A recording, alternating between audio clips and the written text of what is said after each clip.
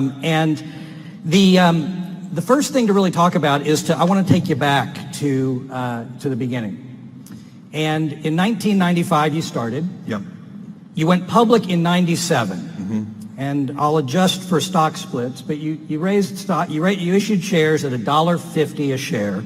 That's right. In 1988, your revenue was $600 million, and you lost $125 million, but your stock had gone to $55 a share. So you doubled down. Sales went up threefold. You lost another $400 million, but your stock went up to $76. $27 billion of market cap. Your personal net worth of $9 billion. Take us back to that time where the market is telling you you're doing great, but you have red ink in the company. You took on $2 billion of debt from 99 to 01 while you doubled sales yet again. What were you thinking back then? Well, that's a great question, and it is kind of fun to go back and think about those days. In those days when we had, when I started the company and it was just one person, and then there were 10 people, and today there are almost 600,000 people. So there's a lot of change. But back in that time, we were still a pretty small company by most standards. But we were growing fast, and it was very exciting. When I started, I was driving all the packages to the post office myself. I knew the UPS guy so well that he would let me in even like 5 minutes after closing. So it was, I hoped one day we'd be able to afford a forklift. It was that kind of operation. We were so inefficient with our operations and logistics in those early days when there were just 10 of us that I didn't have packing tables. We were packing on the floor on our hands and knees. And I said to one of the software engineers who was packing alongside me, you know what we should do? We should get knee pads. And he looked at me like I was the dumbest guy he'd ever seen in his life. And he said, Jeff, we should get packing tables. And next day I got packing tables, and it doubled our productivity. And so, but in the era you're talking about, we had gone public, and you're right, on a split-adjusted basis, it's $1.50 a share in today's terms. And the market became very quickly a kind of an internet bubble kind of market, and the stock prices went up very, very high. When I raised the initial funding for Amazon, I had to talk to 60 prospective investors to raise $1 million, and I raised $1 million from 22 different investors, $50,000 at a time, and they got 20% of the company for $1 million, and that was in '95. But just 2 or 3 years later, Stanford MBA with no business experience could raise $25 million with a single phone call if they had a internet business plan. So the whole thing in just 2 or 3 years, the excitement, really, as we would shortly see when the bubble burst in the year 2000, the hyperbolic excitement about the internet had infected everybody. And I knew that we had I liked our business, and I liked the fundamentals of our business, but I also knew that the stock price was disconnected from what we were doing on a day-to-day basis. And so I was always preaching. We would have all hands meetings, and it was a small number of employees at that time, but probably, let's see, in '97, I think we would have had a few hundred employees. We would have all hands meetings, and I would say, look, we got to remember the great quote from Benjamin Graham that in the short run, the stock market is a voting machine. In the long run, it's a weighing machine. So don't think about the daily stock price, because it was going up every day. The stock price was going up. And I didn't want, because all the employees had stock options, and I didn't want them counting their success that way. And so I would say, look, when the stock is up 30% in a month, don't feel 30% smarter, because when it's down 30% in a month, then you're going to have to feel 30% dumber, and it's not going to feel as good. Right.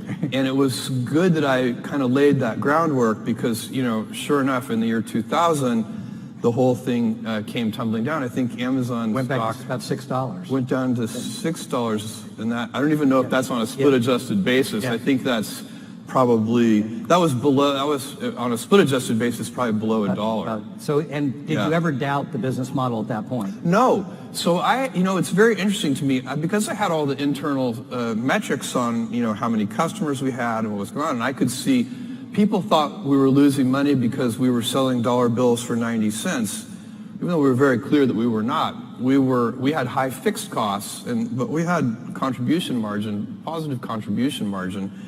And I just knew that it was a fixed cost business, and as soon as we reached a sufficient scale, we would have a very good business. And so that understanding of the fixed nature of our expenses relative to physical world retail is what led us to have the get big fast strategy.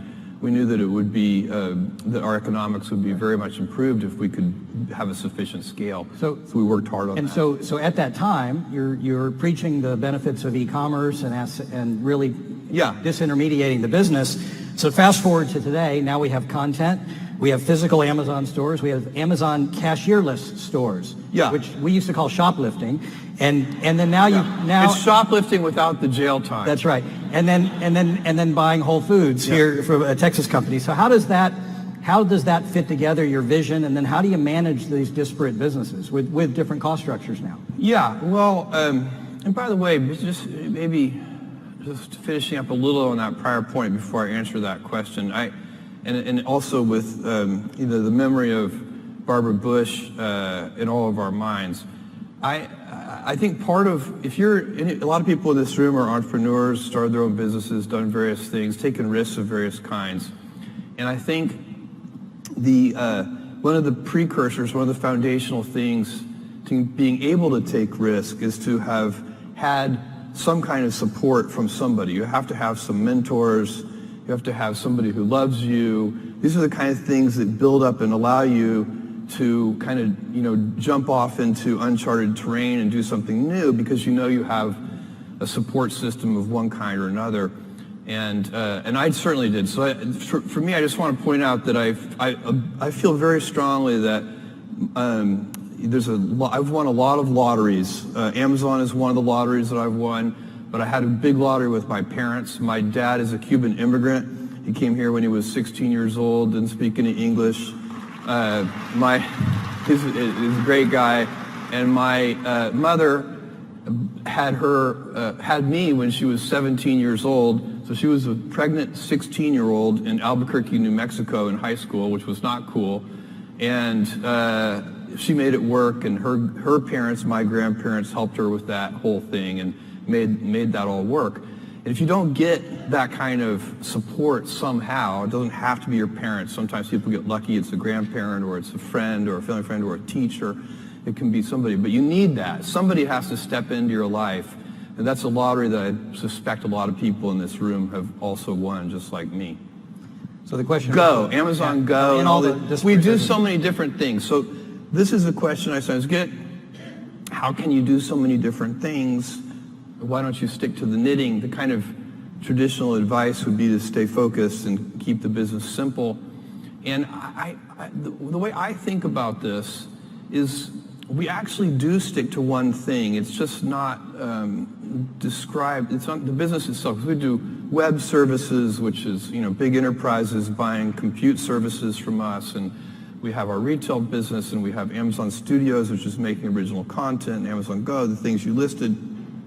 So, but the cultural thread that runs through all these things is the same. We only have a few principles at Amazon, kind of core values that we go back to over and over again. And if you looked at each of the things that we do, you would see those run straight through everything. So the first one, and by far the most important one, is customer obsession. And we talk about it as customer obsession as opposed to competitor obsession. And I have seen over and over again companies talk about that they're customer focused, but really when I pay close attention to them, I believe they are competitor focused. And that's just a completely different mentality. And by the way, competitor focus can work, but I don't think it works in the long run as well as customer focused. For one thing, once you're the leader, if your whole culture is competitor obsessed, it's kind of hard to stay energized and motivated if you're out in front. Whereas customers are always unsatisfied. They're always discontent. They always want more. And so no matter how far you get out there in front of your competitors, you're still behind your customers. So they're always pulling you along.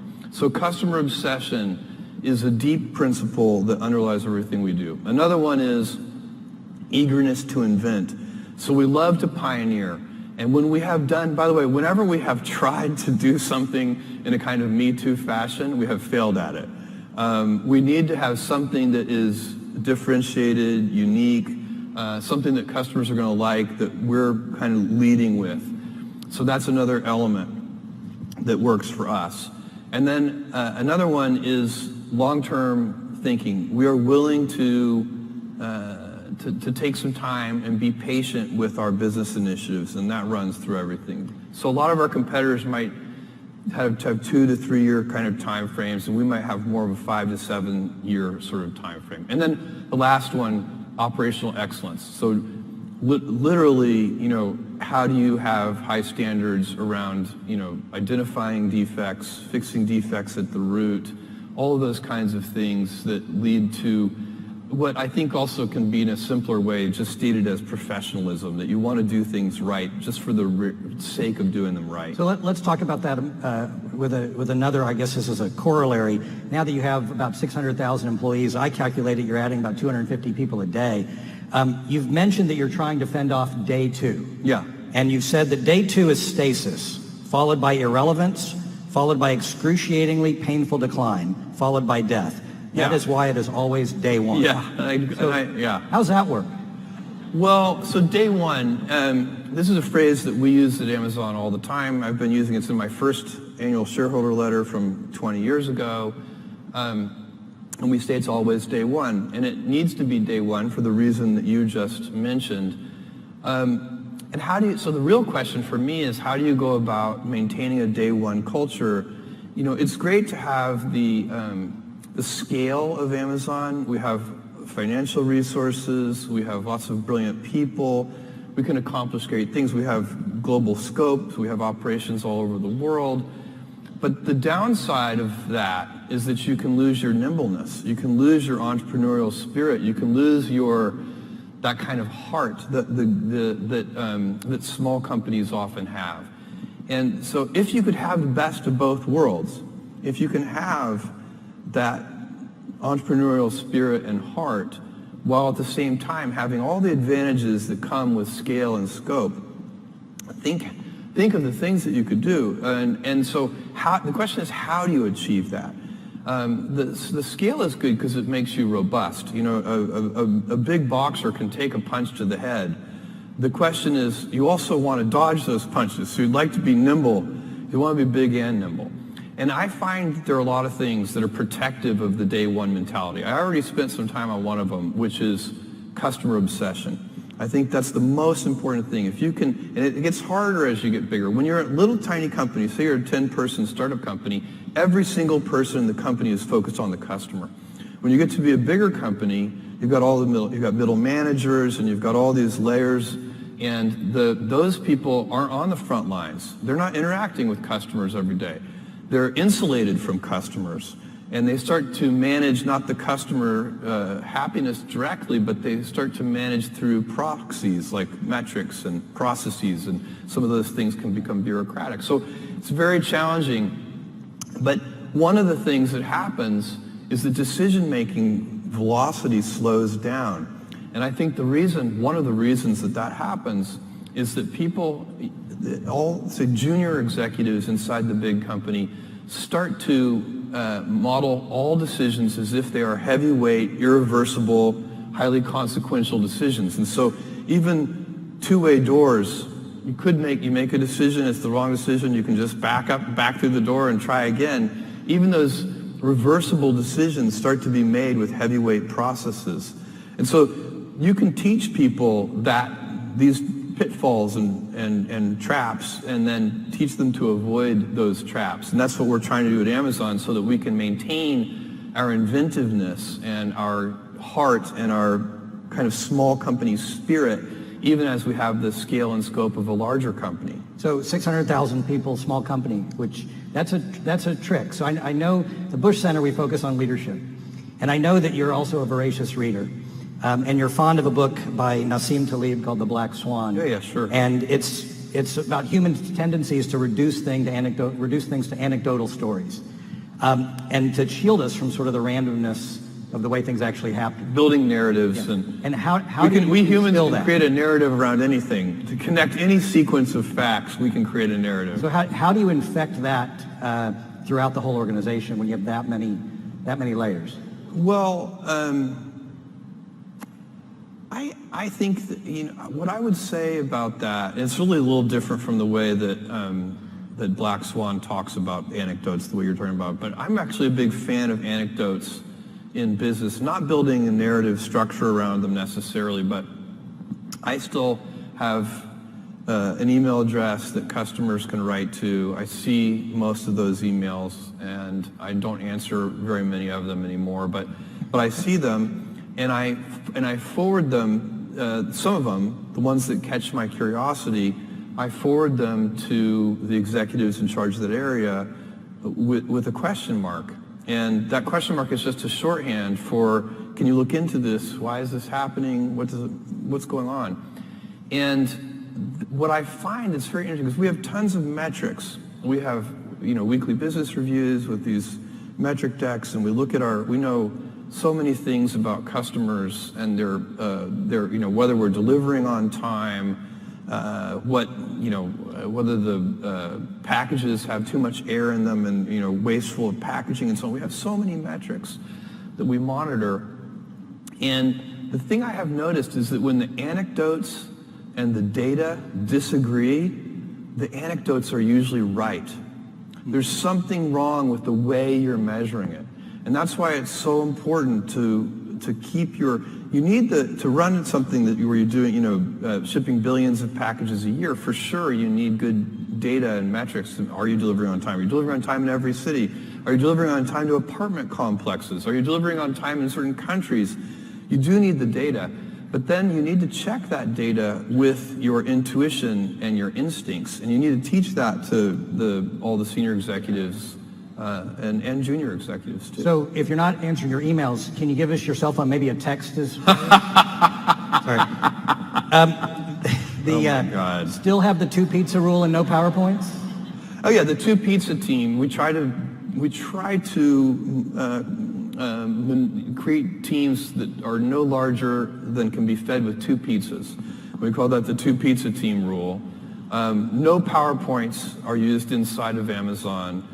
So every meeting, when we hire a new executive from the outside,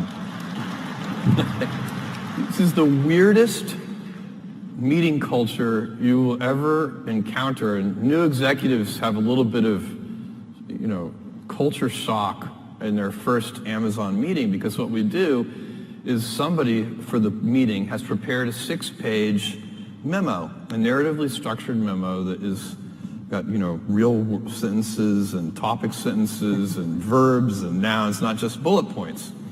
And it lays out and supposed to create the context for what will then be a good discussion. So, and then we read those memos silently in the meeting. So it's like a study hall. And we do that, everybody sits around the table, and we read silently for usually about half an hour, however long it takes us to read the document. And then we discuss it. And it's so much better than the typical PowerPoint presentation for so many reasons. I could talk about this for all of our time. Nobody's eating the pizza at that point because we're sitting around. No pizza usually at that point. One author said that takes you back to River Oaks Elementary School in Houston, where they started with a silent reading exercise. I never made that connection, but you never know where things come from. I did have a great experience there. Yeah. So, but I definitely recommend the memo over the PowerPoint. And the reason we read them in the room, by the way, is because just like, high school kids, executives will bluff their way through the meeting as if they've read the memo. Because we're busy. And so you got to actually carve out the time for the memo to get read, and that's what the first half hour of the meeting is for. And then everybody's actually read the memo. They're not just pretending to have read the memo. That's pretty effective. How has your leadership style changed over the years? It's changed a lot, mostly just because it's had to. You know, the company has changed so much, and I can't, you know, when the company is 10 people or 100 people, I can be involved in every decision, not just, you know, not just the objectives, like what are we going to do, but even the methods, how are we going to do it? And as the company gets bigger, you know, the CEO or the founder or whoever it is leading the company cannot be involved in all of those decisions. They certainly cannot be involved in the methods of how things are going to get done. So you do have to change your leadership approach as the company scales. But the principles of the company have not changed. In fact, I probably spend more of my time now on culture and trying to set high standards for things like customer obsession and inventiveness and things like that. So for me, I'm kind of a teacher now, so it's changed quite a bit, and I have this great luxury. I love my job. I tap dance into work. Even I just got back from an amazing vacation in Norway. I got to go dog sledding and go to a wolf preserve and all this really cool stuff. But I couldn't wait to get back to work because it's so fun. And one of the reasons it's fun for me is I get to work in the future. So my job, I have very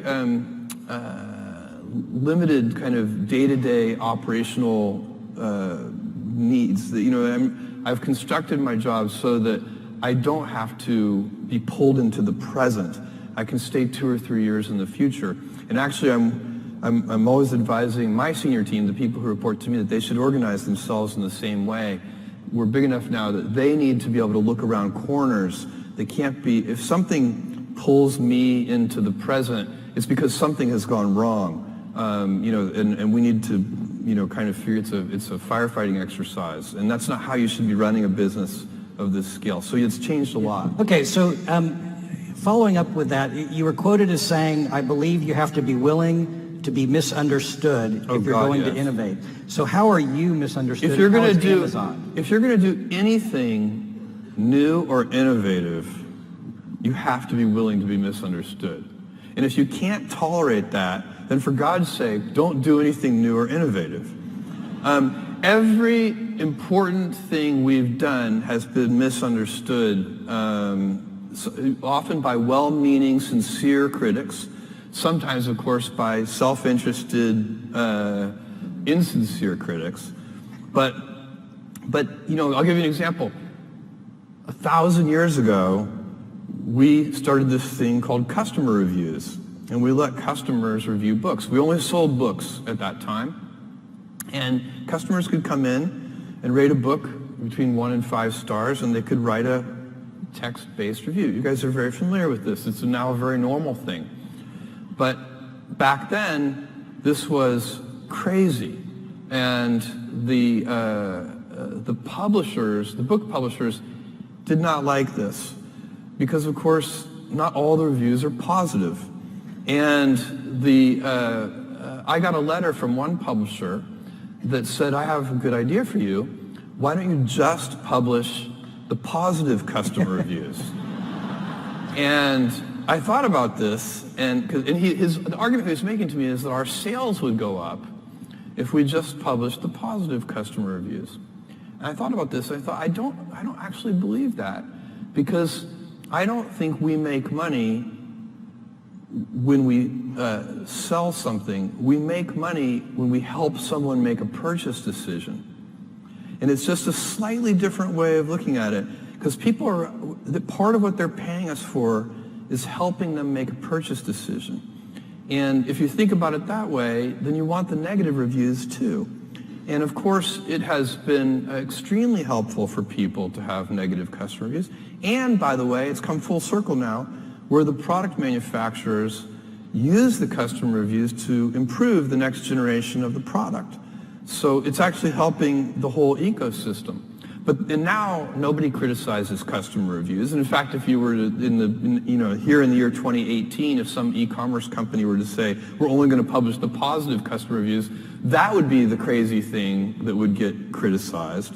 So the new and innovative quickly becomes the new normal, and then it's the new incumbent idea, and then it doesn't get criticized.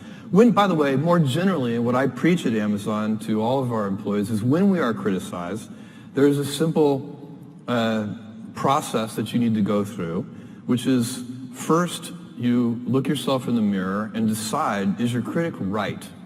Do you agree? Are we doing something wrong? If you are, change.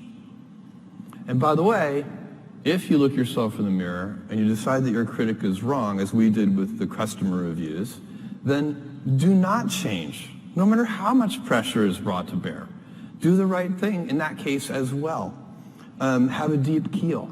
You have to have a deep keel. Good. So why don't we shift to personal, away from Amazon a little bit. If you could write your legacy, what would you want your legacy to read? World's oldest man. I stole that. That's not original. But I would love it. Let's work on that. I keep telling my biotech friends, hurry. What the hell, guys? Come on.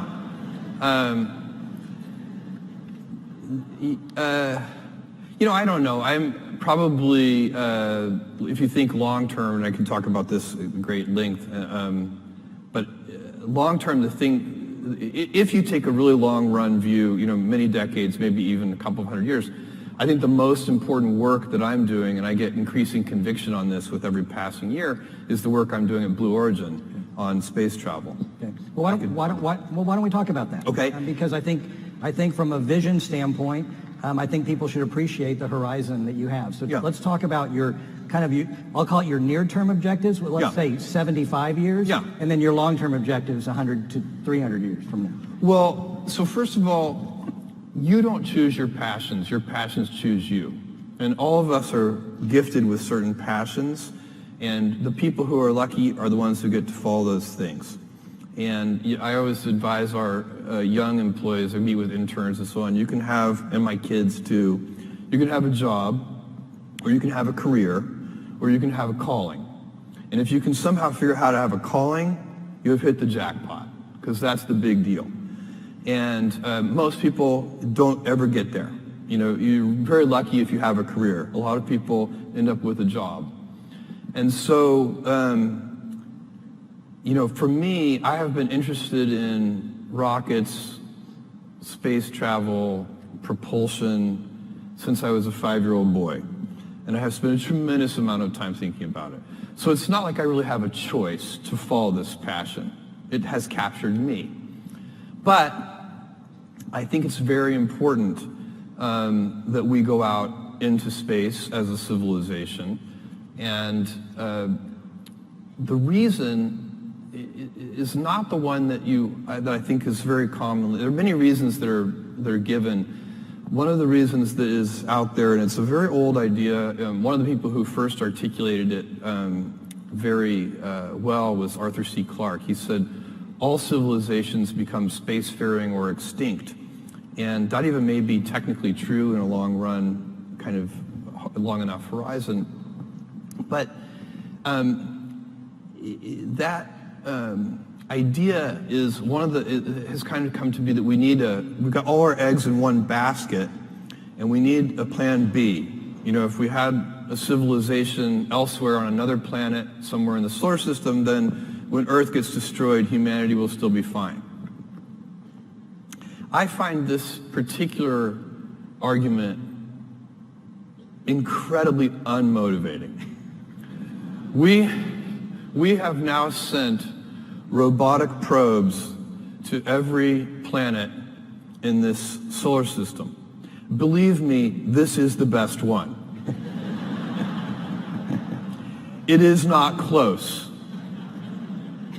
My friends who want to move to Mars, I say, I have an idea for you. Why don't you first, for a year, move to the top of Mount Everest, because the top of Mount Everest is a garden paradise compared to Mars. And so it's this planet is a gem. This planet is unbelievable, and as you travel around, the more you travel around, the more you see how incredible it is. And I'm not even just talking about nature. I'm talking about the civilization we built and the urban cities that we have, and all of these amazing things. And so we need to protect it. Now, and I'm not even talking about protecting it from asteroids or nuclear holocaust or anything, although all those things are probably important and valid. But we don't need to worry about that because we have something more certain that is a problem. And that is, if you take current baseline energy usage on Earth today, global energy usage, and compound that at just 3% a year, then in just a few hundred years, you're going to have to cover the entire surface of the Earth in solar cells. That's how powerful compounding is. So, and by the way, we have been growing energy usage at a few percent a year for a long time. So, our civilization has a lot of advantages because we increase our energy usage. The human body, in a state of nature, if you are just an animal in the state of nature, your body, your metabolic rate, uses about 100 watts of power. But a modern person living in a developed country, you actually use your all-in civilizational per capita metabolic rate is 11,000 watts. We use a lot of energy. That's about as much energy as a blue whale uses. And so we have, there are billions of us, and most of us aren't even really living in the kind of lifestyle of a developed country yet, but they will be very soon. And we hope they will be. We want them to. And so you're going to face a choice, and you won't face this choice, and I won't face this choice, but your grandchildren's grandchildren will face this choice. Do you want to live in a world of stasis, or do you want to have 1 trillion humans living in the solar system? Because the solar system is big. Earth is small. We capture Earth's surface is so small, it captures a tiny, tiny fraction of the solar output. So once you go out into space, you have, for practical purposes, once again, unlimited resources. And the solar system can easily support 1 trillion humans. If you had 1 trillion humans, then you'd have 1,000 Mozarts and 1,000 Einsteins and so on and so on. That would be a dynamic, incredible civilization in which you would want your grandchildren's grandchildren to live in. I think ultimately Earth becomes zoned, residential and light industrial. And, we'll have universities here and beautiful parks and houses, but we won't have big factories here. All of that will be much better done in space, where we have access to much higher quality resources. And so that's going to take that's a multi-100-year vision. And my piece of this vision is I'm taking my Amazon lottery winnings and I'm converting them into reusable rocket vehicles so that we can lower the cost of access to space. Because right now the price of admission to do interesting things in space is just too high. If I look at what Amazon was able to do 20 years ago, we didn't have to build a transportation network. It already existed. That heavy lifting was in place. We didn't have to build a payment system. That heavy lifting had already been done. It was the credit card system. We didn't have to put a computer at every desk. That had already been done too, mostly for playing games, by the way, and so on. So all the pieces of heavy lifting were already in place 20 years ago, and that's why, with $1 million, I could start this company. Today, and then there are even better examples on the internet over the last 20 years. Facebook started in a dorm room. I guarantee you 2 kids cannot build a giant space company in their dorm room. It's impossible. But I want to create the heavy lifting infrastructure, kind of do the hard part, so that the future generation, 2 kids in a dorm room, will be able to create a giant space company. So that's the goal. And then, thank you, you're not going to... you're not going to achieve the vision that I just laid out of 1 trillion humans living in space and having this dynamic world without a big industry made up of thousands of companies. But it has to start with making the vehicles much more productive. And right now, you use a rocket once and you throw it away, and that is just a very expensive way to do business. So can I talk then about another element to get you to discuss your vision? This may not be germane to the work you're doing, but you are one of the great thinkers. Artificial intelligence. Yeah. Pros and cons. We've heard people talk about the great benefits. We've heard about disrupting and changing and leaving us all in a jobless society. We've heard autonomous weapons are a disaster. Yeah. Where do you fall on your vision of where artificial intelligence is going to go, and also some of the more cautionary and also some of the benefits? Well, you mentioned a few things there. Each of those is worth visiting because they're different. I think autonomous weapons are extremely scary. I think it's a big, and you, by the way, do not need general AI. So right now, the things that we know how to do, you should think of those things as what is called narrow AI. Things like machine vision and so on. To build incredibly scary autonomous weapons, you do not need general AI. The techniques that we already know and understand are perfectly adequate. And these weapons, some of the ideas that people have for these weapons are in fact very scary. And so I don't know what the solution to that, but smart people need to be thinking about that, doing a lot of R&D. Is there a kind of, it'd have to be a big treaty like the Geneva Convention or something that would help regulate these weapons, because they're actually, they have a lot of issues. So that one I think is genuinely scary. The idea that there's going to be a general AI overlord that subjugates us or kills us all, I think is not something to worry about. I think that is overhyped. First of all, we don't know, we're nowhere close to knowing how to build a general AI, something that could set its own objectives. We have no idea. We don't even, it's not even a valid research area. We're so far back on that one. So I think that's a very long-term prospect that it could even happen. But second of all, I think it's unlikely that such a thing's first instincts would be to exterminate us. That would seem surprising to me. Maybe unemploy us. Much more likely it will help us, because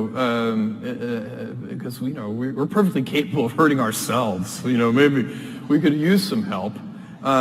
So I'm optimistic about that one, and certainly don't think we need to worry about it today.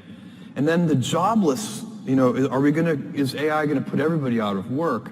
I am not worried about this. I find that people, all of us, I include myself, we are so unimaginative about what future jobs are going to look like and what they're going to be. If I took you back in time 100 years, when almost everyone was a farmer, and I told, we're at some big farming convention or something, and I say, in the year 2018, there is going to be a job occupation called massage therapist. They would not have believed you. And in fact, I was telling this story to a friend, and they said, Jeff, forget massage therapist. There are dog psychiatrists. And I went probably find one on Amazon. I went and looked that up on the internet. Sure enough, you can easily hire a psychiatrist for your dog. And so there is, we humans like to do things, and we like to be productive, and we will figure out things to do, and we will use these tools to make ourselves more powerful. And in fact, what I predict is that jobs will get more engaging. Yes. Because you have to remember, a lot of the jobs today are quite routine. They are not necessarily anybody's, as I said before, career or calling. And so I predict that because of artificial intelligence and its ability to automate certain tasks that in the past were impossible to automate, that not only will we have a much wealthier civilization, but that the quality of work will go up very significantly, and that a higher fraction of people will have callings and careers relative to today. So can I bring you back down to the present a little bit, and then I'd be remiss if I didn't use some of our time on your personal purchase of the Washington Post. Yeah. So you buy the Washington Post a few years ago. Is it going the way you thought it would go? Much better, much faster.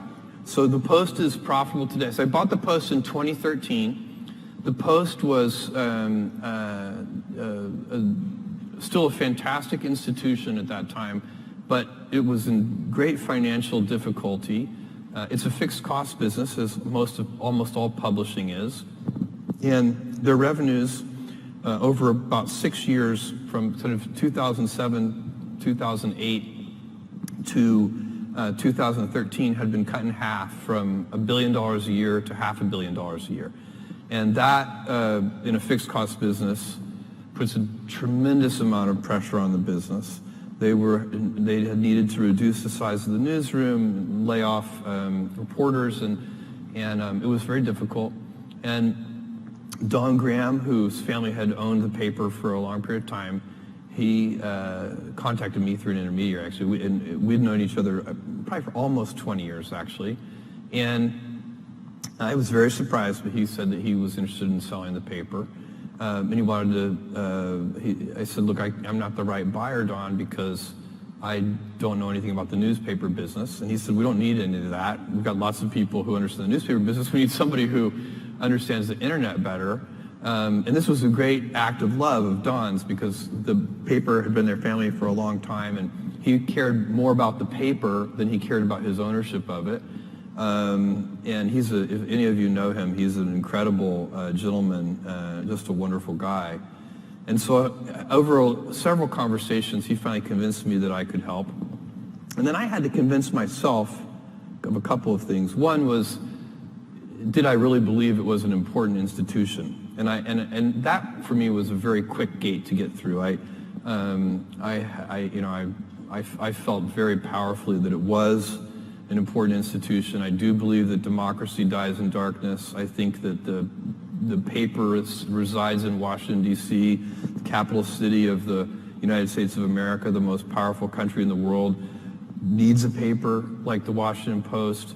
So it was easy to decide it's an important institution. I would not have bought and tried to help turn around a financially upside down, salty snack food company. I just have better things to do. So that's why for me it was so important that it be, I might buy a really well-run, healthy salt food snack company, but that would just be an investment. And so and then the second gate I had to go through after that was, I really wanted to convince myself that it wasn't hopeless. Because if it had been hopeless, also I wouldn't want to get involved.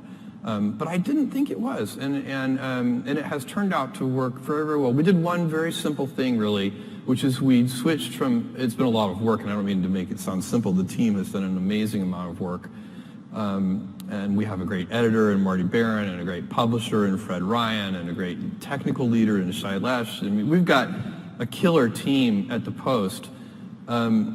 But the big kind of strategic change at the Post was flipping it from being a fantastic local, regional newspaper to being a fantastic national, global newspaper. And the reason we did that is very simple. The internet took away so many gifts from newspapers. Mostly they're kind of local ad monopolies and so on. Like, the internet just dissolved all of the gifts that newspapers had. But the one gift that it brought to the table for newspapers is almost free global distribution, because you can do it digitally. And so we refocused on that, and we had to switch from making a relatively large amount of money per reader on a relatively small number of readers to a small amount of money per reader on a much larger number of readers, and that's what we've done. And so in our time remaining, I have a couple real quick ones. Yeah. Who do you emulate? What kind of role model? Yeah, who do you look at? Oh, a bunch of people. I have been a Warren Buffett fan. In the business realm, I've been a Warren Buffett fan since my early 20s. I read the things he writes. So he's a very big fan. I think kind of CEOs today out there that I like, again, in the business realm, Jamie Dimon. I think if there are a couple of CEOs that I think if I were a big shareholder in JP Morgan Chase, I would just show up every Monday morning with like pastries and coffee for Jamie, and I would be like, so you happy? You good? Because I think he's a terrific executive in a very complicated company. Same thing, Bob Iger at Disney, I think is a superb executive. So probably bring him pastries. So there are a lot of role models. Healthy pastries. Well, yeah, I guess I hadn't thought about that. That's right. Yeah. And then outside of that, I've had lots of role models throughout my life. Some of my teachers at River Oaks Elementary School that you mentioned. I had my parents, who I talked about a little earlier. I didn't talk too much about my grandfather, but he was a gigantic influence in my life. I had the great good fortune, because my mom was so young, my grandparents would take me every summer, starting at age 4, every summer, kind of to give her a break, really, for the whole summer. So I'd be with my grandparents, and on their ranch in Cotulla, Texas, which is halfway between San Antonio and Laredo. We lived in Houston, and so we would make the 5-hour drive out to Cotulla. They'd drop me off, spend a couple of days there, then they'd go back to Houston. I'd spend the summer. And I went every day to the ranch with my grandfather to help. Now, a 4-year-old boy on a ranch in South Texas is not a lot of help. But I didn't know that. I thought I was helping, and then by the time I was 16, I actually was helping. So I have, I can suture up a prolapsed cow. I can fix windmills.